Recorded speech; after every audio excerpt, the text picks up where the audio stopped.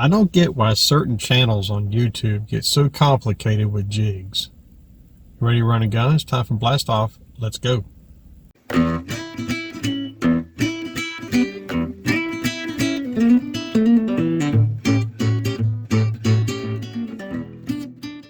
Hey guys, Todd here with you. Welcome back to Bassin 101. Truck talk of the day. It's a jig rant. Is that a word? Jig rant?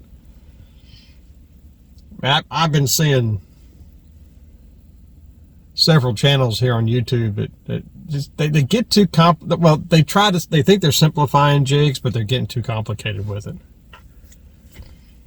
I really simplify jigs. And I'm talking weight versus the colors versus trailers, trailer colors. And I carry one jig. It's old Stanley. I carry a 5/16, and I got a handful of colors. But the thing is, I don't get too crazy about colors. If I fish a jig for a little while and I'm not getting any hits, I'll probably change the color of the trailer, or I might change the color of the skirt, or I might actually change the shape of the trailer. Some guys will say, well, go to a different weight.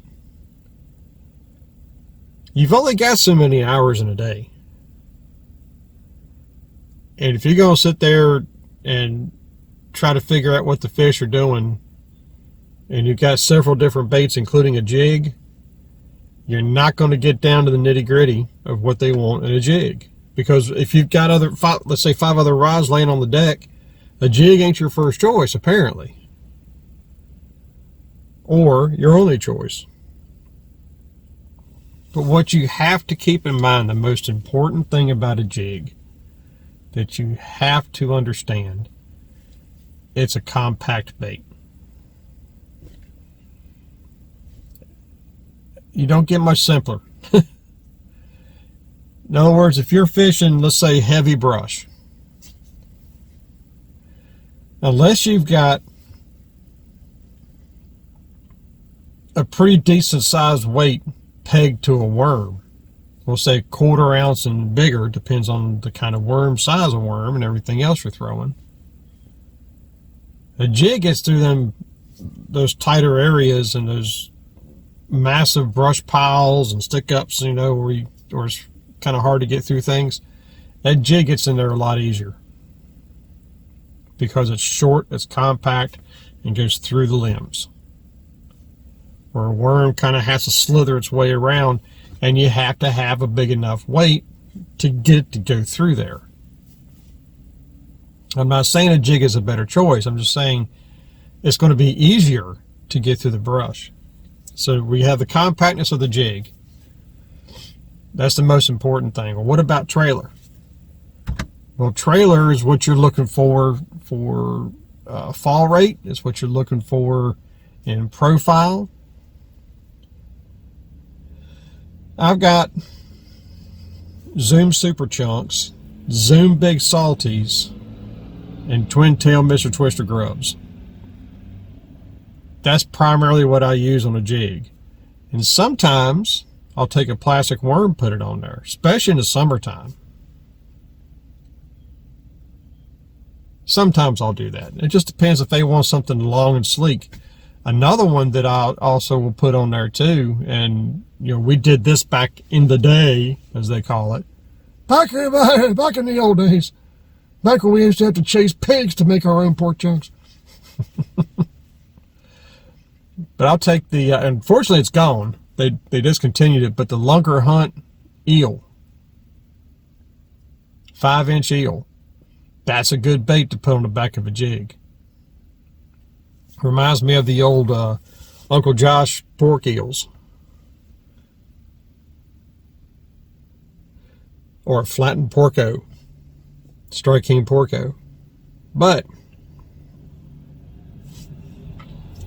to put it in a nutshell, if I want a jig to have a lot of action, I'll throw the Twin Tail Grub. And depends on the line size and everything, your fall rate. will change on that.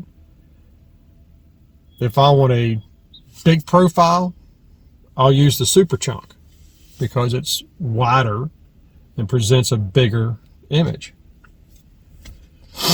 If I want a really slow fall but a large image, I'll use the big salty chunk. Yes, these are zooms. And I don't get too crazy with colors. I mean, black, some kind of a green pumpkin or a watermelon, some kind of a pumpkin. I don't get too crazy with it. I do have some subtleties in other colors, like brown orange in the twin tail grub, Alabama crawl in the zoom super chunk. I do have flipping blue in a big salty because, you know, if you're fishing some pretty stained water, it's almost muddy, I like a blue trailer. I think that glows the best, and it's easier for them to see. I'm not saying that black won't work, because black will absolutely work. Just sometimes you got to put that change. Especially if I've got bright sunlight, then I'll go to the blue. If it's a darker day, I'll stick with black. But the super chunk gives me a real slow fall. But are you seeing where I'm getting with this? It might sound like it's complicated, but it really isn't. It really isn't. Just like I said, the most important thing that you need to realize about a jig is it's compact. Not only that, but you need to find the size that's the most comfortable with you. Some guys like a 1/4 ounce. Some guys stick with a 1/2 for everything. If you're catching fish, you can't be wrong, right? So I don't know, I just wanted to throw that out there to you guys, because I see a lot of guys will say, well, this trailer does this, and this trailer does this, and this trailer does this, and this does this. Guys, if you really want to simplify it, you find one trailer that you like that allows that jig to fall fast, and you find one that you like that allows it to fall slower. And that way you can get away with one size jig. Now, I'm not preaching a one size jig. I'm just saying you need to learn to find out what your favorite size is, because you're going to fish that size better. Doesn't mean it's going to hurt to have a lighter version and a heavier version. So I'm not saying that. I'm just saying everybody, no matter what they tell you, has a favorite weight. And that's what they throw. And that's all I got to say about that. So until next time, remember, new techniques are trendy, but bass never change. May the Father bless you and keep you in Yeshua's name, and as always, fish on.